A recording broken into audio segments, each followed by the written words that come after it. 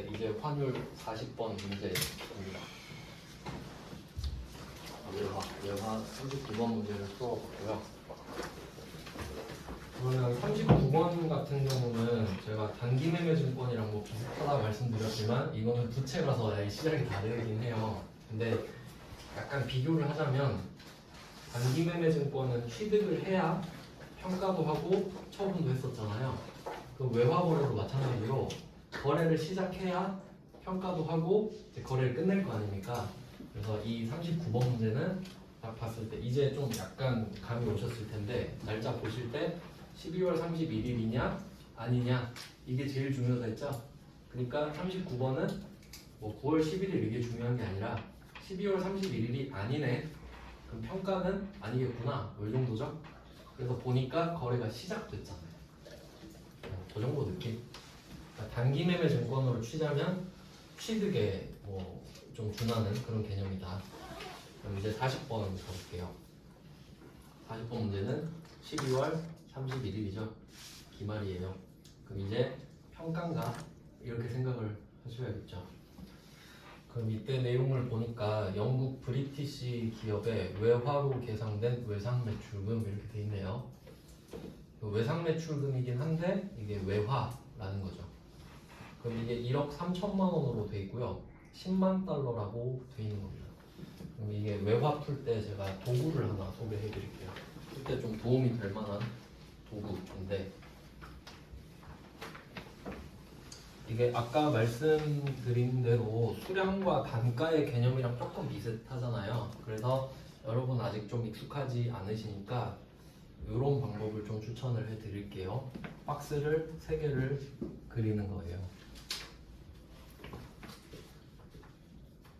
옆으로 길게 3개 쓰셔도 되는데 전 칸이 없어가지고 그리고 첫 번째, 두 번째 사이에 곱하기 세 번째 등호 이렇게 만들어서 써보겠습니다.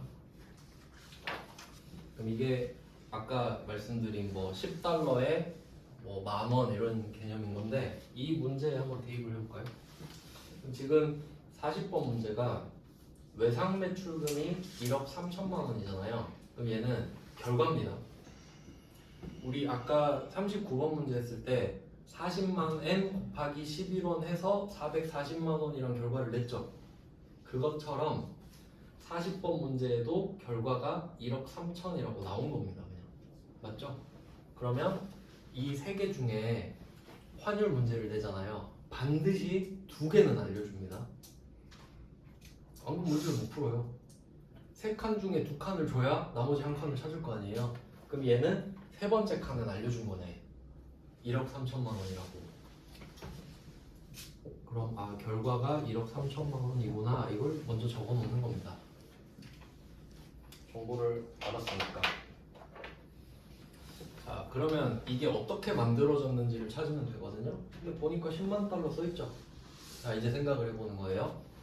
10만 달러는 안 바뀝니다. 1년 뒤에도 10만 달러고 10년 뒤에도 10만 달러예요.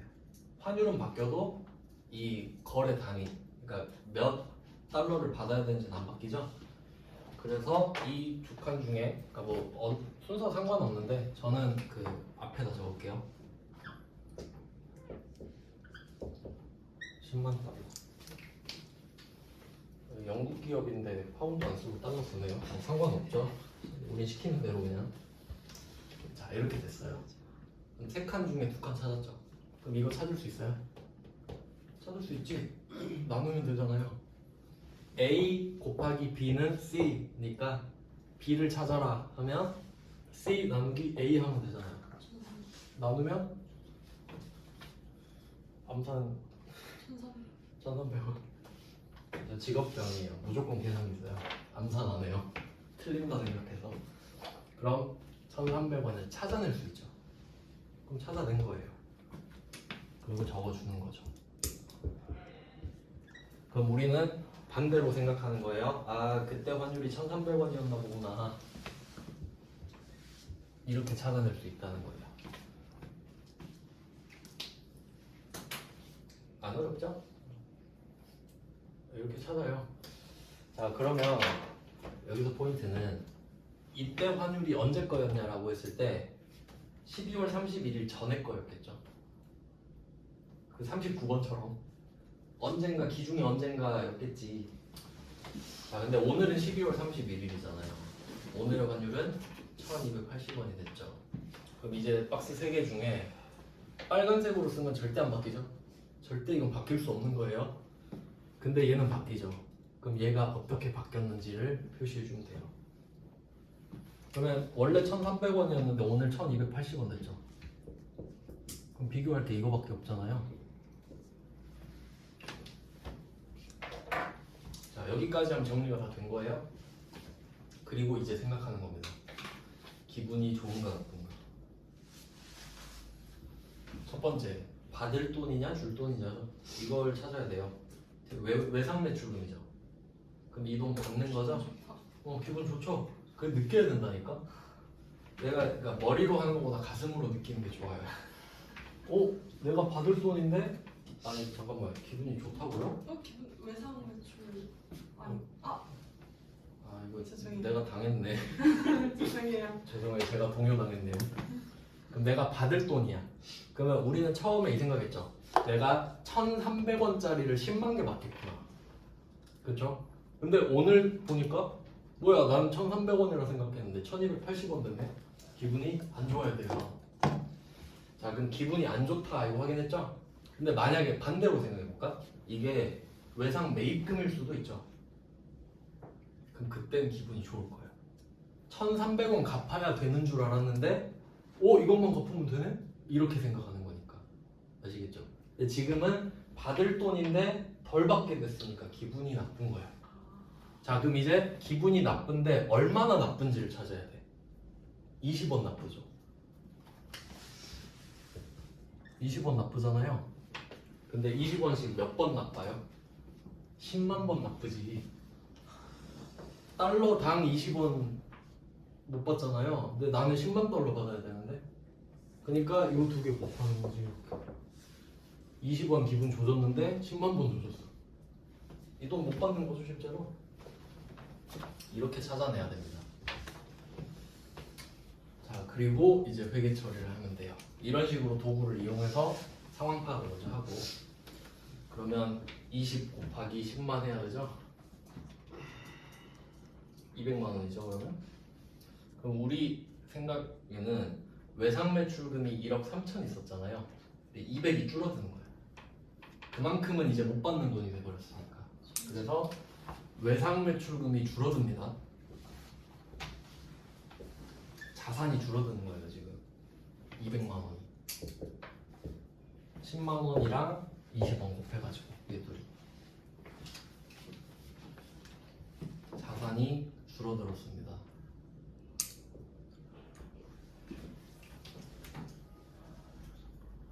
그래서 이런 거를 이제 어떤 식으로 표현하냐면 그 증분, 감분 이렇게 말하거든요. 그러니까 증가하는 부분, 감소하는 부분 그것만 찾아야 되는 거니까. 그래서 지금은 감분이 되겠죠. 감분, 감소분. 그럼 이렇게 하고 누구한테 받을 돈이 줄었냐 하니까 브리티시한테 받을 돈이죠. 브리티시 이런 식으로 적어줘야겠죠. 이 말은 뭐냐면 오늘 브리티시한테 야 돈 줘봐 하면 200은 안 준다는 소리죠. 그럼 한번 생각해 볼게요. 우리가 알고 있던 금액이 1억 3천이죠. 그럼 여기서 200을 뺐잖아요. 그럼 그걸 계산해 볼게요. 1억 3천에서 200 빼면 1억 2,800 되죠. 그럼 그게 어떻게 나왔냐? 10만 곱하기 1280이겠지. 그러니까 총액으로 구하셔도 되고 감소분만 구해서 빼도 되고 어차피 그게 그거야. 일로 가나 저로 가나 결과는 같습니다. 근데 감소분으로 구하는 게 편하겠죠. 왜냐하면 분계는 증가분 감소분을 적으니까. 자 그럼 이렇게 하면 외상 매출금 200을 못 받게 됐다 브리티시한테. 그 기분이 안 좋죠? 좋으면 안 되죠. 그러니까 비용이잖아요. 그럼 이때 계정 과목은 외우셔야 되는데 외화, 환산, 손실입니다.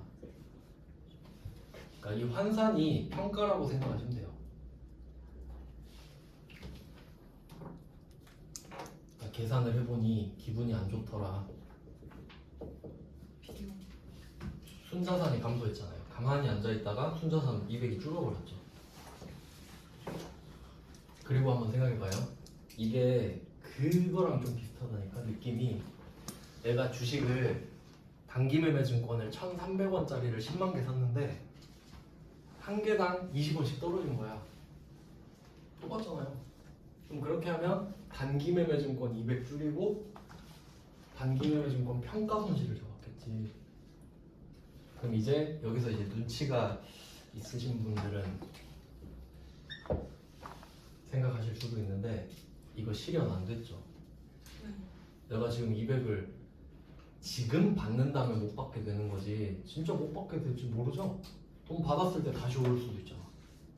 그럼 이건 미실현인데 비용으로 잡았죠. 그러니까 단기매매증권이랑 세트예요. 얘도 예외예요. 그러니까 단기매매증권이랑 왜 묶어서 하라는지 아시겠죠? 얘도 예외거든. 비용 잡으면 안 돼요. 왜냐면 거래가 안 끝났잖아요. 근데도 그냥 합니다. 외화는.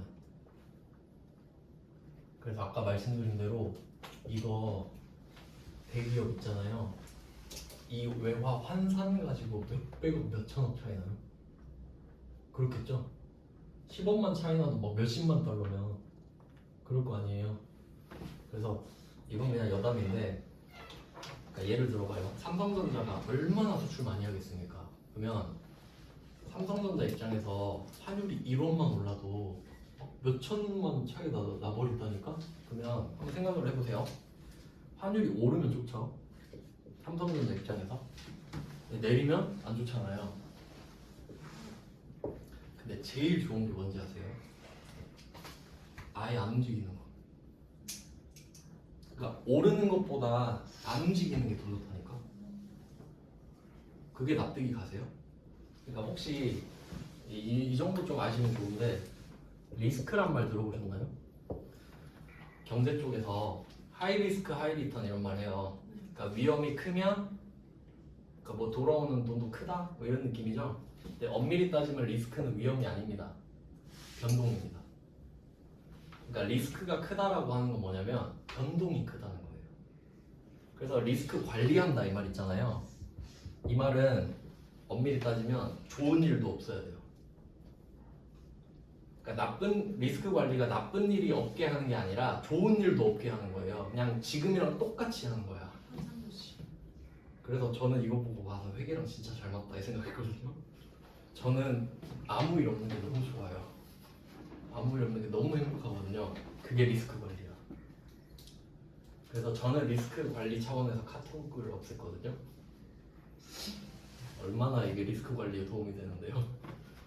그래서 뭐 이런 식인데, 그래서 삼성전자는 어떤 느낌으로 가냐면 얘네들은 환율이 오르는 걸 기대하는 것보다 차라리 변동이 없는 게 낫다 그랬죠. 그래서 뭐 해지 그 상품 같은 게 있어요. 그러니까 예를 들어서 삼성전자가 이런 식으로 처음에 팔았을 때 1,300원이었잖아요. 그러면 내가 이 돈을 돌려받을 때 무조건 1,300원을 받을 수 있는 상품에 가입해요. 무조건. 그런 상품이 있어요. 해지라고 해요. 그런 걸. 위험을 좀 상쇄시키는 거를. 그러니까 삼성전자 입장에서는 환율이 오르는 것보다 안 오르는 게 아예 좋은 거거든. 그러니까 뭐 그냥 참고하시면 돼요. 환율은 위험이 굉장히 크기 때문에. 그래서 그런 상품도 만들어냈다라는 거죠. 대기업을 위해서. 네, 이렇게 했어요. 그러면 답은 뭐 이런 식으로 찾아내시면 되고요. 그래서 이 외화를 공부하실 때는 이런 식으로 보시는 거예요. 이게 자산일 때랑 부채일 때를 같이 해보는 거예요. 그러니까 이게 부채면 어떨까? 이런 것도 해보고 숫자도 계속 바꿔보는 거예요. 올렸다 내렸다. 그래야 이제 좀 문제 대비를 할 수 있는 겁니다. 네, 이렇게 해서 평가, 외화, 환산을 한번 해봤고요. 40번. 단기매매증권이랑 좀 비슷하다. 그러니까 원래는 평가를 했다면 자본의 마이너스로 들어가야 되죠. 왜냐면 끝나지 않았기 때문에. 그 다음에 41번도 한번 보겠습니다. 근데 이게 좀 어렵다고 느끼실 수도 있는데 회계 1급이에요. 기출문제 보시면 다 회계 1급 겁니다 지금. 그러니까 이건 그냥 숨쉬듯이 나오는 거고, 당연히 수출기업, 수입기업은 하는 회계 처리라는 거죠. 네, 그럼 이제 41번을 한번 해볼게요. 이 도구를 역시 똑같이 이용해서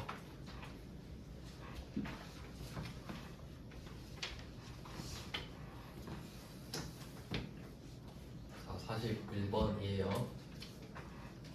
이번으로 날짜를 먼저 찾으셔야 되는데 41번 문제 보시면 두 번째 줄에 회계기간 종료일 현재 라고 돼 있으니까 오늘이 12월 31일이구나. 평가를 해야겠다. 네, 평가 대상이 외상 매입금이네요. 얘는 부채가 되겠죠. 원재료를 샀는데 돈은 아직 안 준 상태니까 이걸 아직 익숙하지가 않으시니까 처음 보기까지 해봤어야 됐나? 이 문제는 그럼 처음부터 한번 해볼게요. 처음에 거래를 시작했을 때 한번 적어볼게요. 몇 월 며칠인지 모르겠지만 그러니까 외국에서 원재료 297만 원어치를 사기로 했나 보죠. 원재료는 받았는데 돈은 아직 안 갚은 상태라서 외상 매입금 이렇게 썼나 봅니다. 거래처도 써줘야겠죠. 페이바오라고 돼 있어요.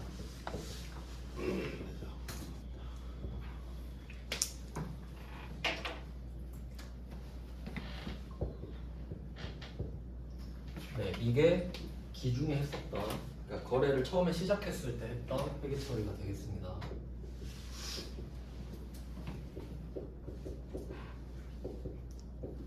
이제 이것도 아시겠지만 이거 우리가 지금 하는 거 아니에요. 이건 이미 되어 있어요. 그러니까 이거 보고 아래 분배를 하는 거죠. 그러니까 이걸 보고 이제 생각을 하는 거죠. 우리가 297만 원이 있구나. 그러면 결과니까 아래로 내려가겠죠. 297만 원이 있구나. 근데 이게 어떻게 만들어졌나 보니까 위안화 이렇게 돼 있죠. 그리고 1 CNY 이렇게 써 있는데 이런 거 혹시 보신 적 있나요? 이거 그 외국 화폐를 항상 이렇게 세 글자로 쓰거든요. 앞에 두 글자가 나라 이름이고 뒤에 한 글자가 화폐 이름이에요. 맞춰봐요. 차이나 위안 이렇게 되는 거예요. 그리고 그 밑에 42번 문제 보세요. USD 보이세요? 맞춰봐요. 유나이티드 스테이트 오브 아메리카 하고 달러 USA 달러 이 말이지. 그럼 원화는 어떻게 쓸까요? KRW 뭐 이렇게 쓰겠지. 그러니까 그냥 참고하시면 돼요. 그냥 그렇군 하고. 그럼 여기서 포인트는 앞에 칸이냐 뒤에 칸이냐 이거지. 뒤에 칸이죠. 아까 제 기준으로 하면. 그는 그때 당시에 165원이었단 소리죠. 165 1위안 이런 식으로.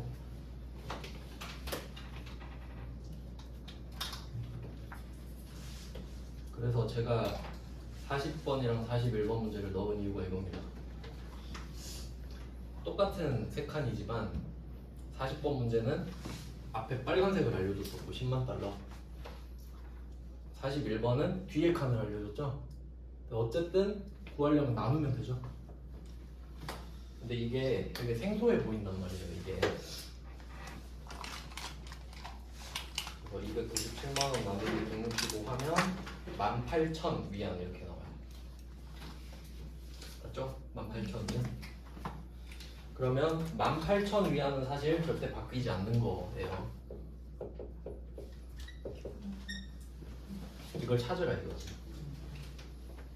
그래서 결론은 뭐냐면 우리가 외화 문제를 풀 때 제가 일부러 색깔 다르게 해서 쓰고 있죠. 위에 두 칸은 반드시 구하셔야 돼요. 반드시. 왜? 파란색은 차이를 구해야 되죠. 여기서 어떻게 됐는지 차이를 구해야 되고 그걸 빨간색이랑 곱해야 되잖아요. 그러니까 반드시 위에 두 개를 찾아내야 된다고. 근데 일반적으로 위에 두 개를 알려주진 않겠죠. 그러니까 밑에 거 하나 끼고 하나만 알려주잖아요. 찾으라. 시험이니까. 네, 그래서 이렇게 찾아냈고요. 오늘의 환율을 찾아봅시다. 이제 170원이 됐어요. 이거 무조건 올랐다고 좋아하면 안 되죠? 내가 갚을 돈인데 165원 갚아야 된다 생각했다가 오늘 갚으면 5원 더 갚아야 되네. 기분이 안 좋아졌어요. 얼만큼? 5원만큼. 기분이 5원만큼 안 좋아졌죠. 근데 18,000번 9만원 기분이 안 좋아졌네요. 그러면 우리 생각에 외상매입금 297만원을 갚아야 된다고 생각을 했다가 오늘 보니까 여기서 8만원 더 갚아야 되죠. 그러니까 외상매입금이 갑자기 더 생겨버린 거예요. 뜬금없이 외상매입금이 생겨야 되죠. 그러니까 여기에 외상매출금을 적으면 없어지는 거지만 외상매입금을 적으면 늘어나는 거잖아요. 그래서 9만원이 늘어났다. 기분이 안 좋아졌어요. 근데 이 9만원은 헤이바오한테 줘야 돼요. 이름 반드시 적어줘야 됩니다. 우리가 이 돈을 허공에 뿌리는 게 아니잖아요. 헤이바오한테 더 주는 거잖아요. 그래서 부채가 늘어나서 기분이 안 좋아졌어요. 여기까지 정리가 됐는데, 그러면 아까 문제랑 보면 아까는 외상매출금이 줄어서 기분이 나빴죠. 그러니까 받을 돈을 덜 받게 돼서 기분이 나빴는데 이번엔 줄 돈을 더 줘야 돼서 기분 나빠졌죠. 그러니까 기분 나쁜 건 똑같아. 외화 환상 소식.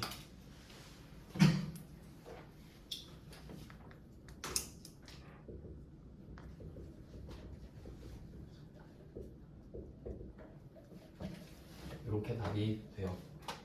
이것도 비용이에요. 네, 이것도 실현되진 않았지만, 그러니까 이 외화 환산은 수익 비용으로 회계처리를 해버리기 때문에 얘도 비용이고 역시 예외가 되겠죠. 그래서 예외는 두 개가 있다. 단기매매증권 평가랑 외화 환산.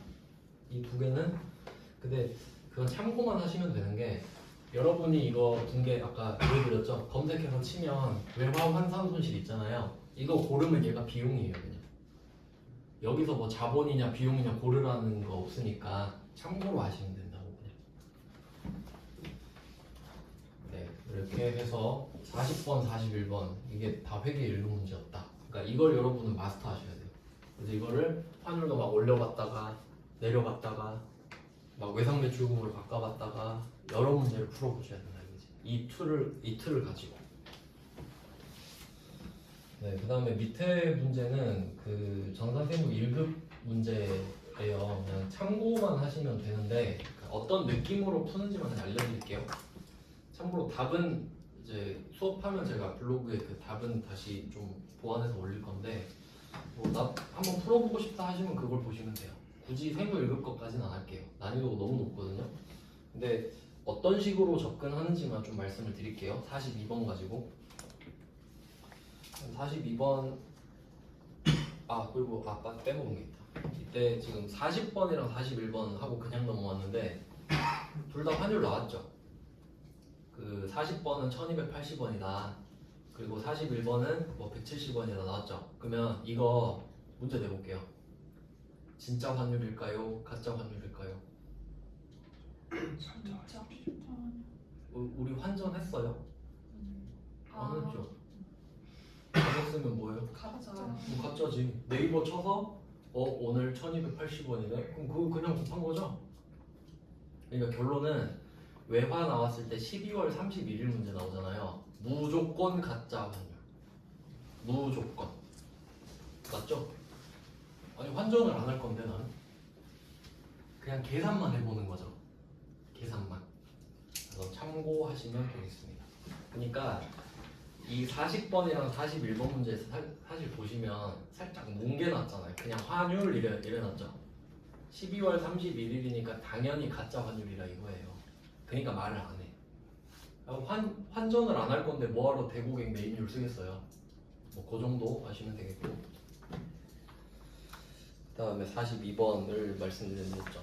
42번을 보시면은 이게 날짜가 다 있으면 좋긴 한데 지금 이때 보니까 이게 좀 추가로 좀 적어두시면 42번은 2015년 12월 31일입니다. 그냥 뭐 참고로 좀 적어두시면요. 42번 문제는 오늘이 그 당기 말 12월 31일 써있는데 2015년이에요.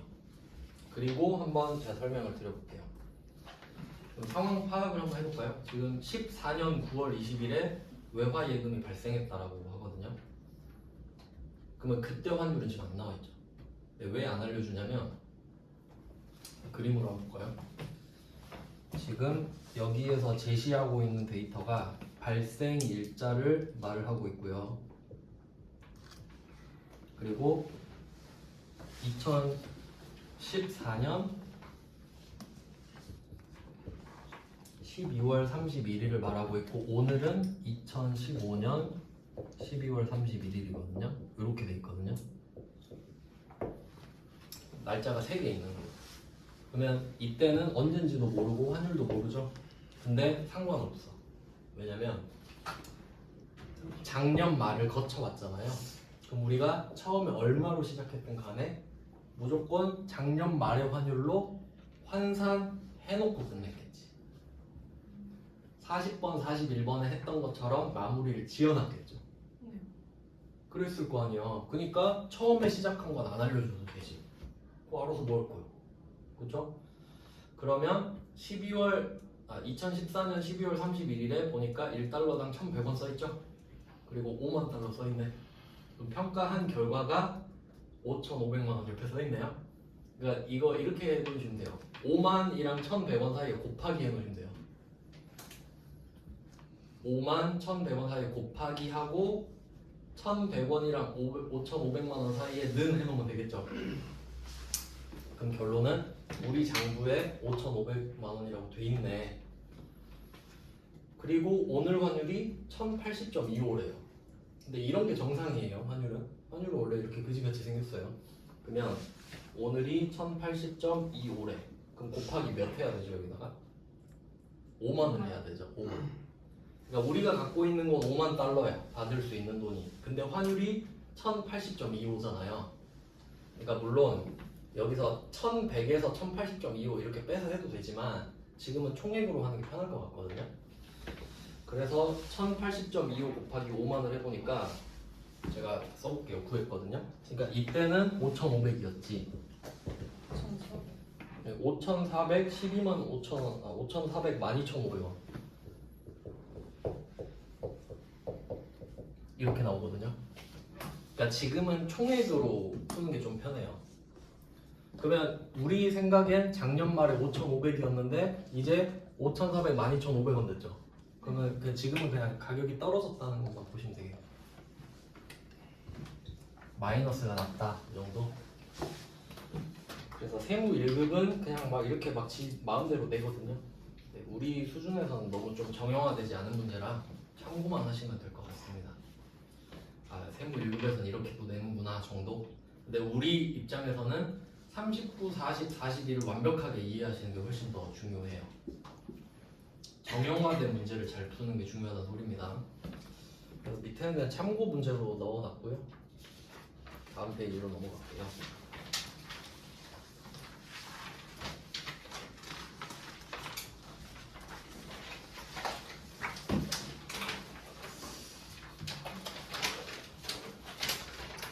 네, 다음 페이지도 역시 외화인데 45번 문제도 세무 1급이잖아요. 근데 이런 거는 좀 연습해 보시면 재밌을 수도 있어요. 그러니까 그냥 포맷만 말씀을 드리면 45번은 장기 차입금이랑 장기 대응이 같이 있죠. 그러면 똑같이 환율이 오르고 떨어져도 기준이 둘이 다르잖아요. 무조건. 그러니까 2개 해야 돼. 기준이 자산과 부채가 둘 다 있으니까. 근데 기준은 똑같겠지. 12월 30일 환율은 정해져 있으니까. 근데 뭐 그냥 한번 풀어보셔도 되고 제가 답은 올려놓을게요. 지금 다루기에는 좀 우리 입장에서는 이렇게까지 할 필요가 없어서 우리는 우리 문제를 풀게요. 46번 회계 1급거니까 46번을 이제 풀어봅니다. 날짜부터 확인할까요? 날짜가 9월 20일이다. 이거는 12월 31일이 아니네요. 그럼 평가는 아니다 일단. 자, 그 다음에 챔프에 수출 했었다. 외상 매출금 이야기하고 있어요. 그럼 받을 돈이죠. 자, 돈 받아야 돼. 수출했으니까. 자, 그리고 환율을 봅니다. 9월 10일에 팔았고 9월 20일에 이제 돈을 회수하는 거거든요. 자, 여기서 포인트는 거래가 9월 10일에 시작을 했고 참고로 선적은 배에다 싣는 걸 말해요. 그래서 같이 알아두시면 좋은 게 배에다 싣는 건 선적이고 비행기에다 싣는 건 기적이라 그러거든요. 그냥 뭐 기준일이 돼요. 그냥 그날 팔았다고 해요. 선적 기적 그냥. 그럼 이때 9월 10일에 내가 배에다 물건 실어놨잖아요. 그리고 20일 날 오늘 돈 받는 거예요. 그럼 여기서 기억하셔야 될 거는 이 두 날짜 사이에 12월 31일이 있냐 없냐. 없죠. 그럼 환산 없을 수도 있지. 그럼 이거 단기 매매 증권이랑 좀 비슷하지 않아요? 9월 10일에 사서 9월 20일에 팔 수도 있잖아요. 그럼 평가 안 하죠. 그런 느낌이란 거지. 자, 그러면 이때는 비교를 해야 되는 대상이 9월 10일의 환율이겠죠. 작년 말이 없잖아요. 그러니까 이 장부 금액을 찾는 연습을 하셔야 된다 이거지. 네, 그러면 한번 답을 찾아보죠. 이것도 한번 처음부터 해볼까요? 참고 삼아서. 그럼 9월 10일에 붕괴. 그럼 이때 당시 어떤 붕괴를 했을지 생각해 보세요. 내가 3만 달러를 받기로 했는데 그때 환율이 1,200원이었죠. 그러면 3만 곱하기 1,200원이라고 계산했겠죠. 3,600만 원이거든요. 이런 건 간단하니까 그냥 계산기 해서 바로 쓰면 되죠. 우리 입장에서는 외상 매출금이 생겼었겠다. 9월 10일에.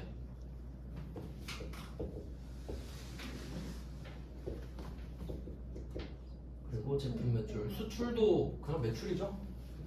수출은 그냥 물 건너 판 거지. 그냥 판 거랑 똑같아요. 제품 매출.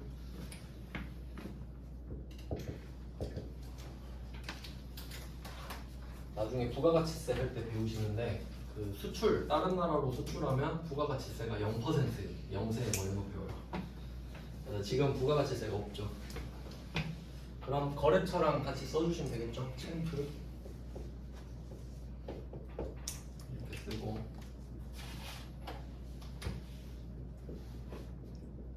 이런 식으로 회계 처리를 했었을 겁니다. 역시 이 회계 처리는 지금 하는 게 아니고 이미 되어 있습니다.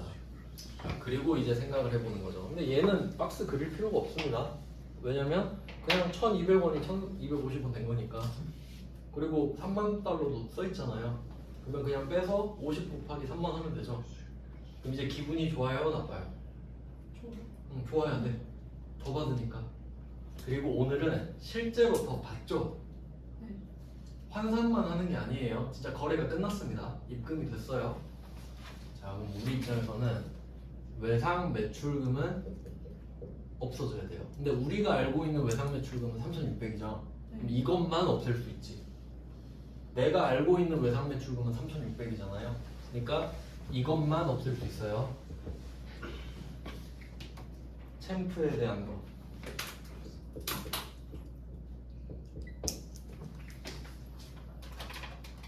자, 이렇게 해서 자산을 줄여놓고요.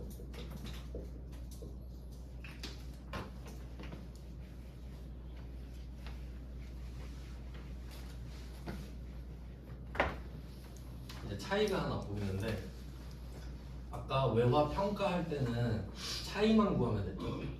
그러니까 그 차이만 올리거나 내리면 되니까. 근데 여기는 총액으로 봐요.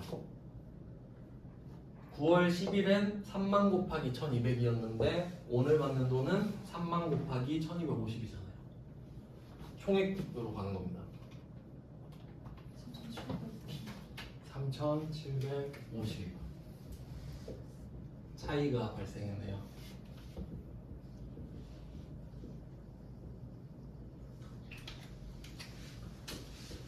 자, 그럼 기분이 좋다고 했죠? 그래서 이거는 그 아까도 말씀드렸지만 단기 매매 증권 처분이랑 똑같아요. 내가 3,600만 원에 샀던 단기 매매 증권을 3,750에 팔았다. 이거랑 크게 다르지 않거든요. 그럼 이거는 약간 처분 이익의 느낌이 나죠. 근데 얘는 그냥 외환 차익인가? 그렇죠. 이름이 외환 차익일 거예요. 외환 차익. 외환 차익. 나머지 금액은 알아서 컴퓨터가 찾아줄 거고 수익이 되거든요. 그럼 그럼 여기서 이 수익 있잖아요. 얘는 수익이 맞죠? 실현됐잖아요. 네. 진짜로 내가 150을 더 벌었잖아요. 그러니까 얘는 맞아. 근데 아까 평가할 때는 아니었지. 그렇게 되는 겁니다. 그래서 이게 단기 매매증권 처분이랑 똑같아요. 이름만 다르지. 단기 매매증권, 보통 예금 이런 식으로.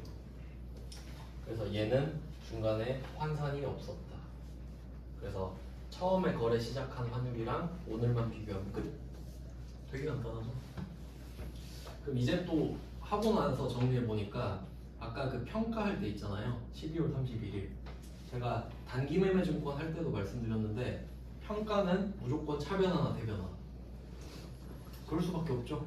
차이만 조정하고 성격만 써주면 끝나니까. 근데 거래가 끝날 때는 3개가 나오겠네요. 총액으로 가니까. 내가 알고 있던 3,600 없애고 받는 돈 3,750 쓰고 차이가 반드시 나오잖아요. 그러니까 3개가 나오겠지. 거래가 끝날 때는. 그런 느낌입니다. 그러니까 이게 단기 매매 증권이랑 되게 비슷하다라고 느끼시면 감이 되게 좋으신 거고, 그러니까 회계가 그냥 어차피 같은 거 반복하는 거예요. 이름만 바꿔서 매번 새로운 걸 하진 않을 거 아니에요. 자, 그 다음은 이제 47번을 해볼게요. 조금 더 문제를 푼 건데, 그러니까 46번은 선적일자 딱 하나만 말해줬잖아요. 9월 10일. 그리고 47번 문제 보시면 여기도 선적일자 나왔죠. 도착일자 9월 28일 있죠. 이거를 X표 쳐주시면 돼요. 도착일자 9월 28일을 X표 치시고, 그 다음에 밑에 환율도 보시면 도착일자가 9월 28일인데 9월 28일 환율도 있죠. 그럼 그것도 따라서 X표로 해야겠네. 그러니까 이게 무슨 말이냐면 지금 수출했잖아요. 그러면 이게 한번 생각해 볼게요. 수출국이 있고 수입국이 있어요. 그럼 이게 배든 비행기든 타야 넘어갈 거 아니에요. 그럼 이게 선적지 인도 조건은 나중에 이거 회계구나. 그러면 한번 생각해 보세요. 수출국이랑 수입국이 있는데 여기서 물건을 넘기는 거잖아요. 그럼 배를 여기서 타야 되죠, 물건이. 그럼 여기가 선적지예요. 수출국이 선적지지. 맞죠? 네. 그러니까 이거 인도 조건으로 한다는 소리예요. 그러니까 배 타면 물건 판 거다 이 말이에요. 근데 그거 당연한 거거든. 왜냐면 도착한 건 안 중요하고 배 탄 게 중요하다 이 말이에요. 그러면 이때 선적일이 여기 나와 있는 게 9월 23일이죠. 그러니까 이날을 물건 판 날로 보자 이거예요. 선적지 인도 조건이니까. 배 타면 인도했다고 봅시다 이 말이에요. 왜냐면 배 타는 데만 며칠 걸리니까. 근데 얘가 9월 28일에 도착한 거예요. 말을 해주는 거죠? 왜 말해줄까요? 틀리라고. 여러분 틀리라고요. 그러니까 우리는 어떻게 하면 돼요?